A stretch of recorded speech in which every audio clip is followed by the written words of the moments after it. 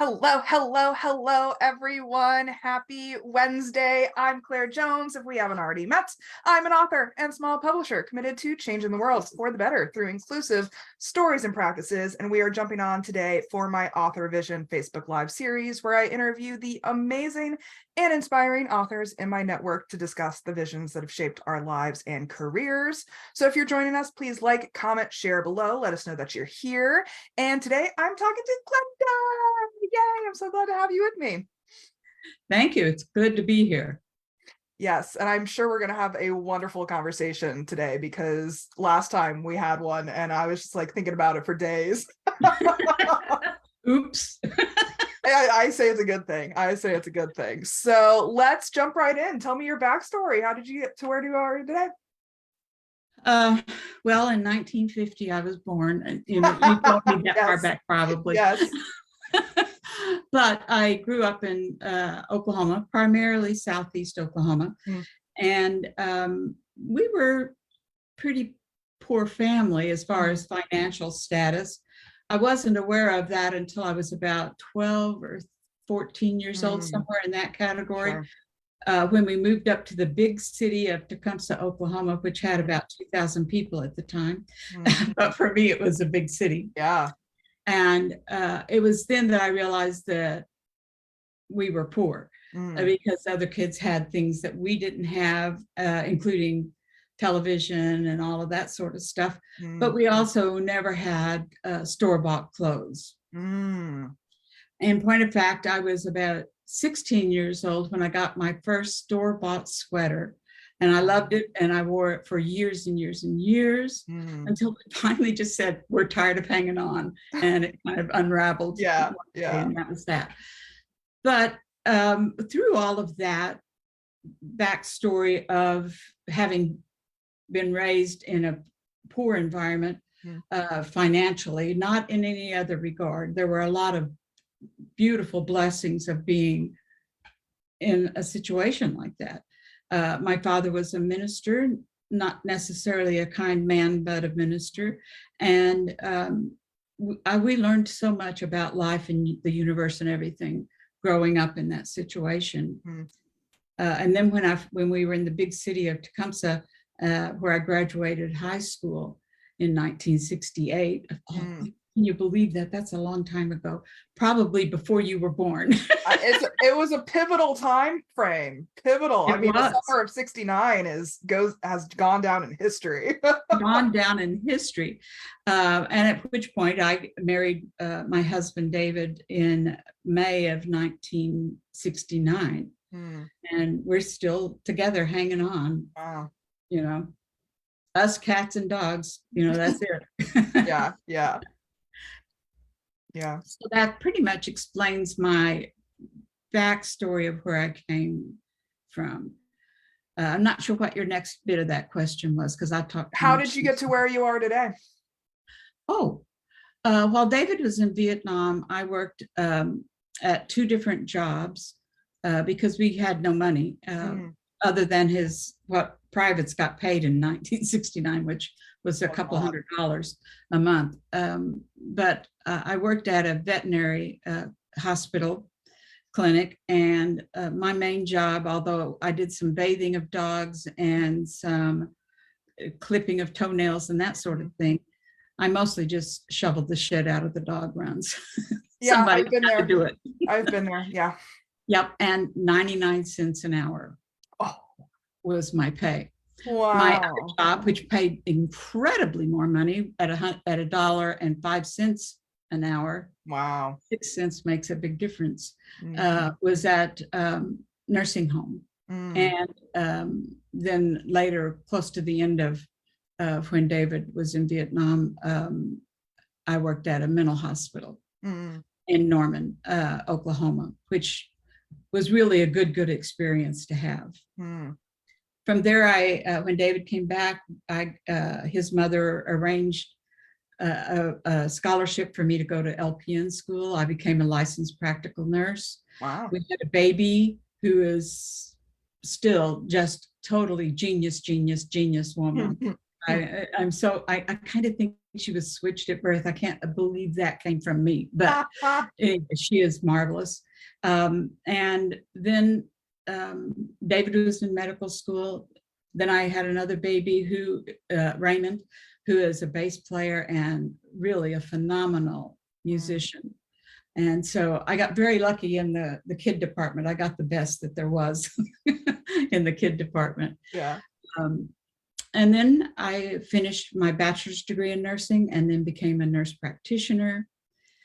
But all along the way, I was writing, and all along the way, I wanted to write books. And I wrote lots and lots of poems and still have them all. But I really wanted to write novels. So I wound up with a minor in creative writing from the University of Oklahoma. I mean, you know, my goodness, who'd have ever thought, you know, so, but every time there was an elective needed, it had to do with writing. It had to do with novel writing or storytelling or whatever. But that's how I got here. As far as my backstory, in 2010, we moved to the Seattle area because I had a grandbaby on the way and wasn't going to be anything less than a doting grandmother. And we both worked for a few years as healthcare providers. But in 2017, I sat down and wrote my first novel. It was 2018 before I let anyone read it. Wow. And this is the story of why I decided, okay, I can write. Because at that point, David and I were driving from North Bend, Washington to Norman, Oklahoma. That's a long drive. That's a long drive. That's about 24 hours total drive. And when we got to Wyoming, I finally worked up the courage to say, I've written a book. Will you read it? Wow. And he said, sure. I said, I'll drive, you read.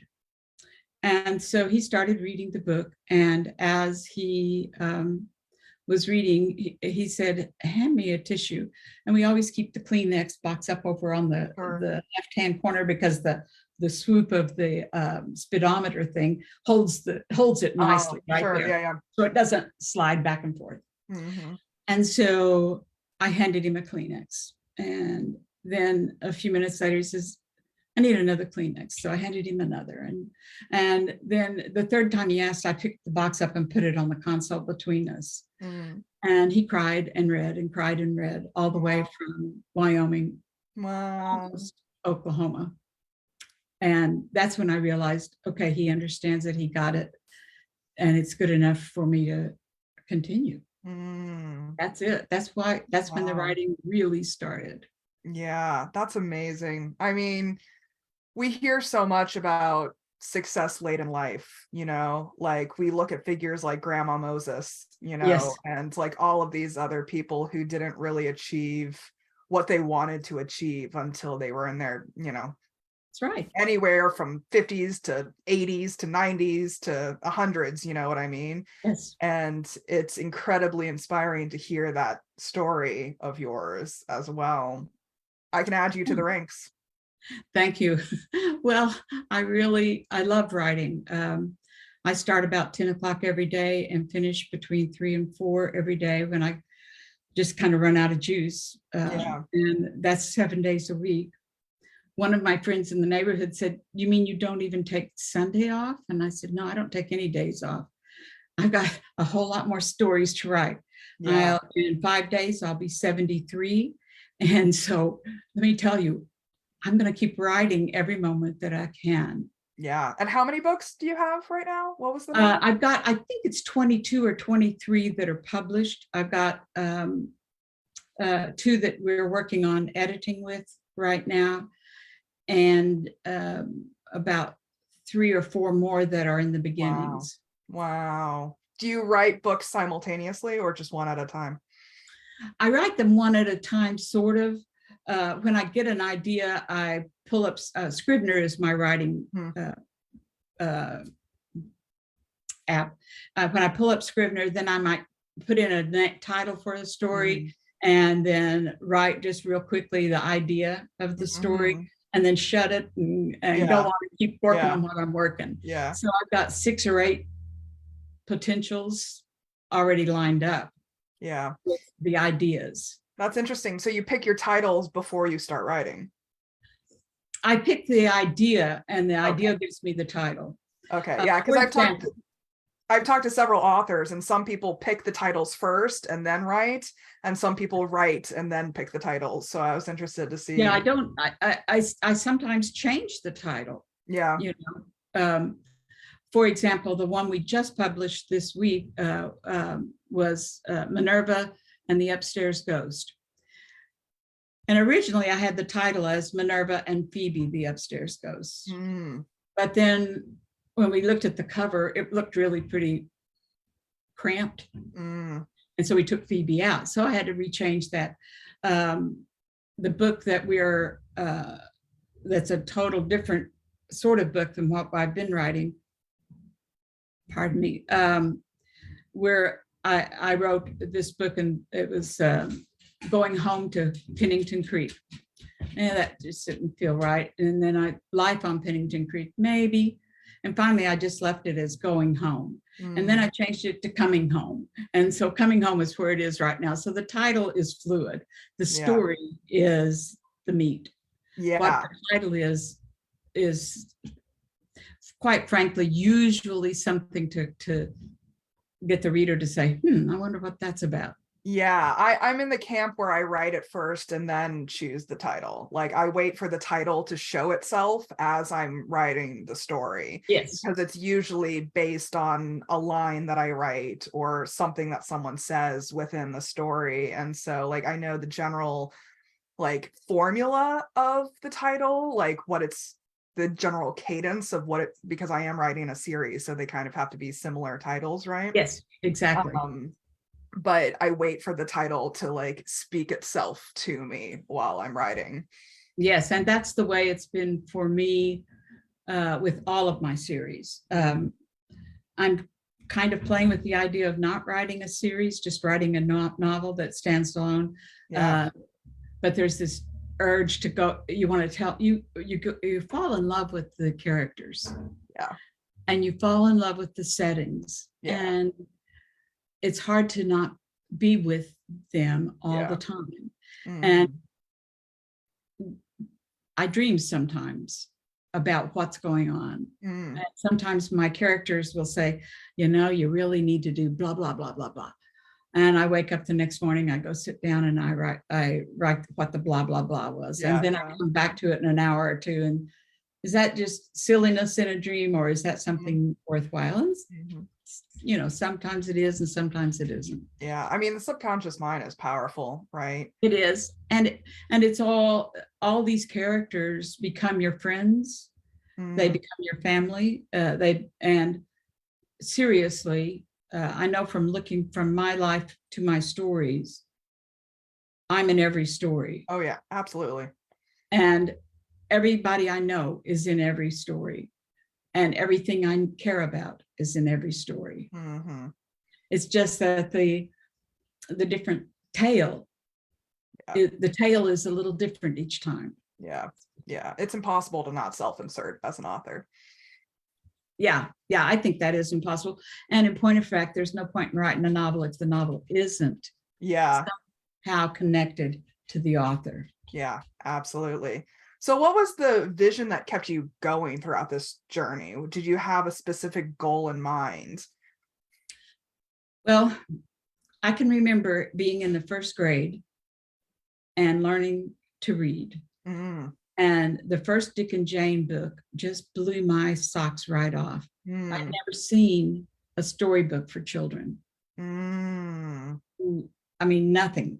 I mean, it was, in fact, I went to school in the first grade at 5 years of age because my mother had 2 younger girls and a baby and me, and she needed some relief, and so she sent me to school. Sure. Yeah, understandably. Yeah. And she lied and said, yeah, she's 6, and she wasn't.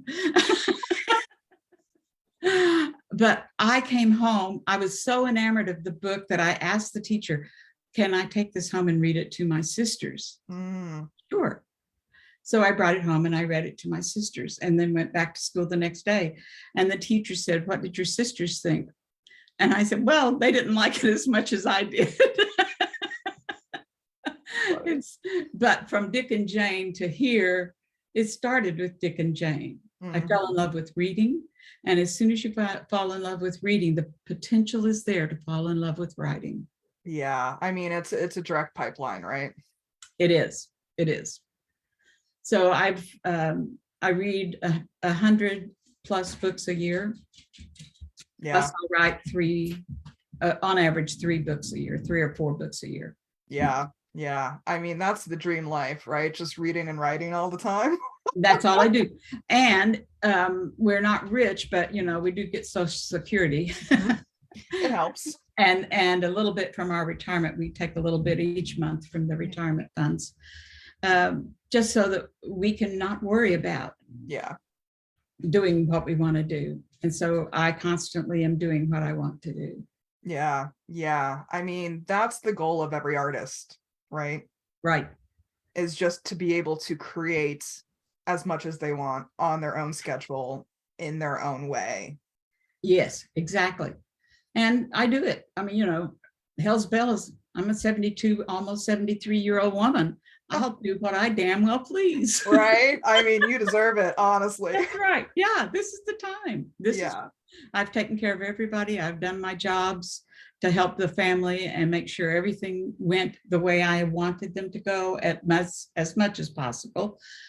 But also during all of that, with my nursing experiences especially, I learned so much about humanity, about people, about, hey, this is how life really is for them. And then you come to the next patient, whoa, this is how life is for this one. And this is, oh my gosh, I'm so glad that isn't my life.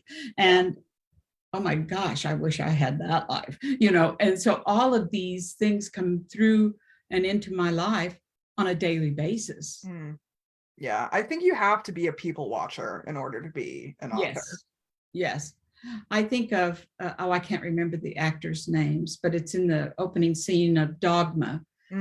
Yes. And Silent Bob and Jay. Yeah, Silent Bob and Jay are later in it, but in the very opening scene, there's Ben Affleck and Matt Damon. And they're sitting there watching people in the airport. And of course, this is before the days of nobody gets to go in there unless you've already had your shoes off, know.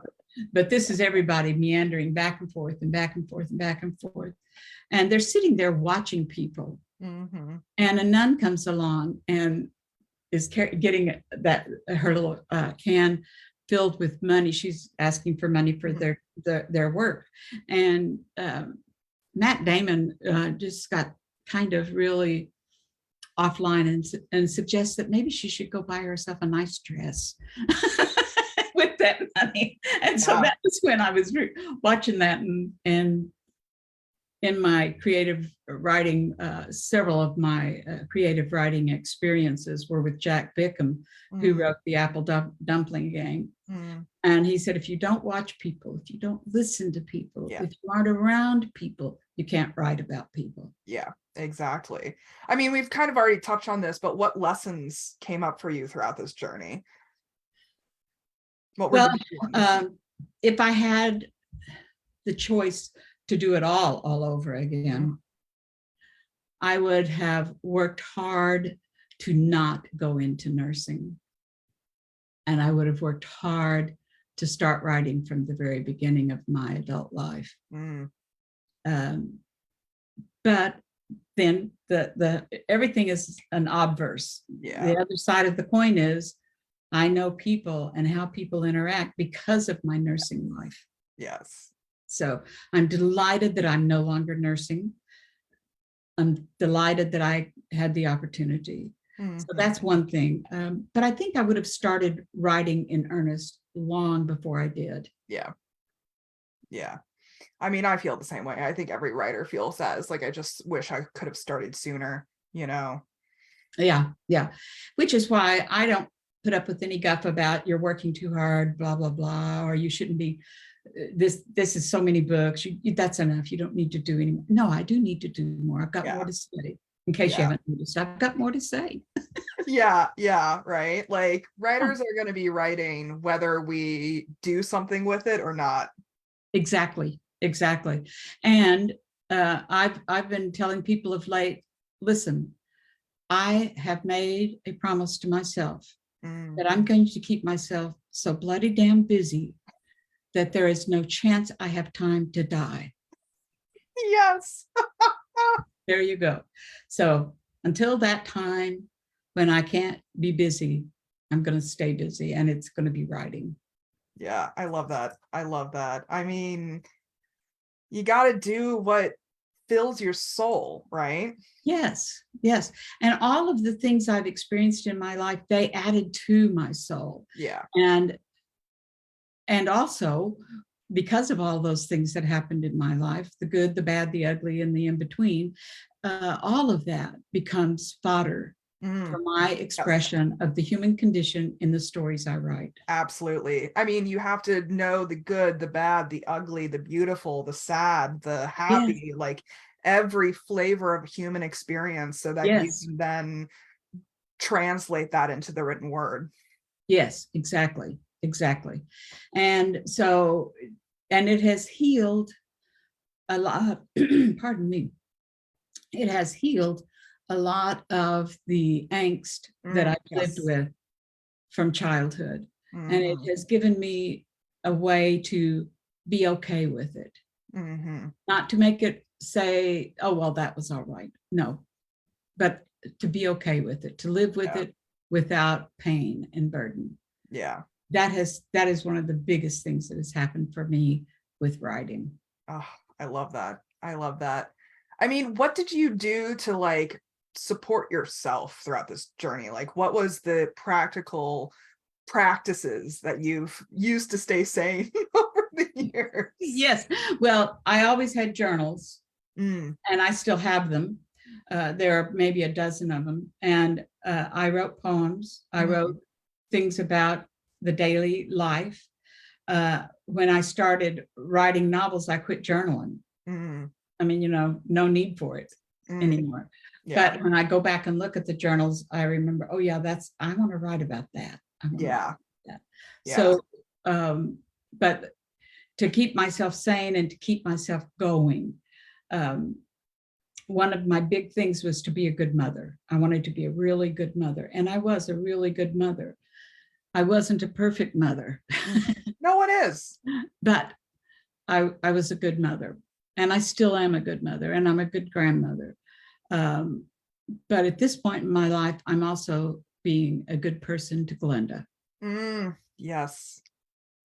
So that's, as it comes full circle, the whole thing just keeps coming back around and back. Yeah. around. What does that look like on a daily basis, being nice to yourself? Well, for example, today I'm editing one of the fourth book in the Minerva series, and I give myself permission to laugh out loud, and I give myself permission to say, "Oh my gosh, I can't believe I wrote that. That is so wonderful." And then in another place, I put, holy crap, this is crap. Like, what the fuck was I thinking? What was I thinking? This needs to go. Yeah. So that's one thing, is that I allow myself the joy of my work. Oh man, I need to frame that. Allow myself the joy of my work. Yes. Yeah.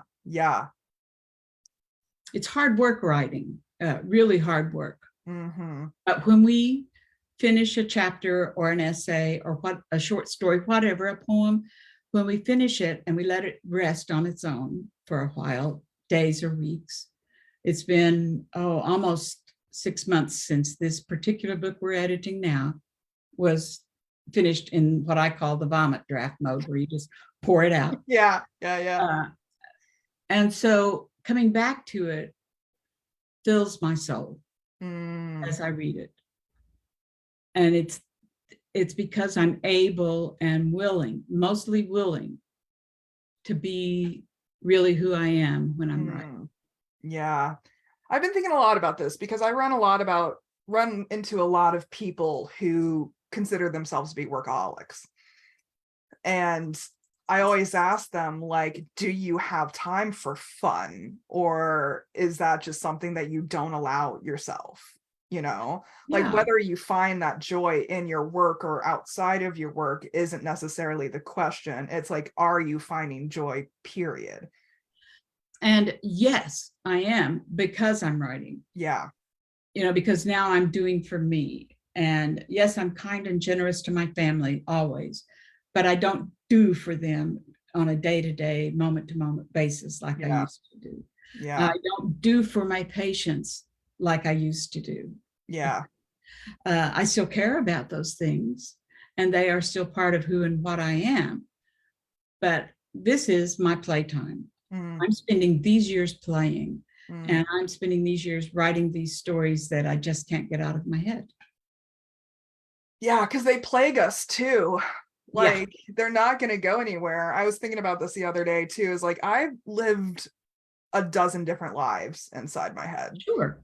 Like, there are multiple narratives going on in my head right now. Yes, exactly. Exactly. Yes.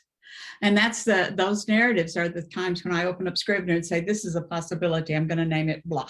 Yeah, yeah. And then that's that, Yeah, I've got my writing notebook, and at the end of the notebook, I just have a list of other book ideas, and I'm like, all right, TBD for the future.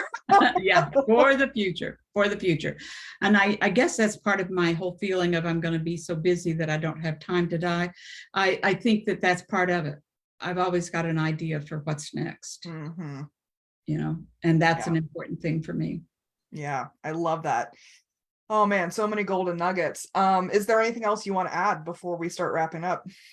Oh, well, you mentioned earlier, what book do I want to put out there? Yeah. I have a lot of books out there. So, but Yeah. but right now I'm writing these murder mysteries. No, not murder mysteries. Sometimes they're murders, sometimes they're not, but they're mysteries. And they include Minerva, goddess. Mm-hmm. And there's Minerva, the marble one, who's in the store. Mm. And that's the only place the characters interact with her. Mm. But Minerva, the mother, and the woman filled with magic is a human being. Mm. So we call her Minerva, the living, breathing one, and the other one is the marble one. Okay. So anyway, this is the first book in that series. It's Minerva and the Runaway Train. Awesome. There's Minerva, and there's the Runaway Train right there. It looks like it's in space too, which I It is. It is. love. And that's important. That's a runaway train storyline. Yeah. And I got the idea for this book began with a voice competition on the writing group Voice. Oh. Okay. And the competition parameters were that you were on a runaway train, you did not buy a ticket, you did not get on the train, and you can't get off. Oh, yeah. And so that's that train, the runaway train. I even put runaway up there, right there, because, and there's my Minerva. Mm-hmm. But the train is in an ethereal place in my story. It's not in a real place. It's in an ethereal place. But it feels very much like it's in a real place when you're on the runaway train. There's a quote that I love all the time. It's great fiction is a lie that teaches the truth. And that is exactly how I try to do these things. There's a lot of truth in my stories, but there's a lot of fun in my stories. And especially in the Minerva series, but beginning at the end of the Paradigm series, a lot of magic and spirituality become parts of the stories. I love you that. may have noticed the buffalo stuff back here behind me. That's my power animal, and she does a lot for me, and that's a part of many of my stories. I love that. I love that. We all need them, right? Yes, we all do.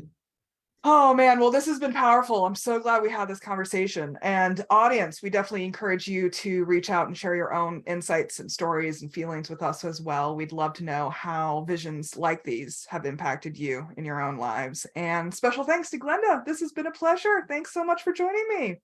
You are welcome. Thank you for inviting me. Yeah. And please comment, like, subscribe below. Check out linktree/ClaireJoyance for all of my links. And where can folks find out more about you? Mostly Amazon and Goodreads. I've Okay, tried cool. doing websites and it just makes me irritable, so I don't.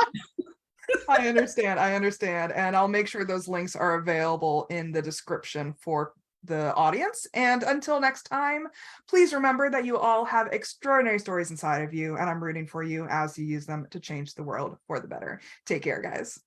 Thanks.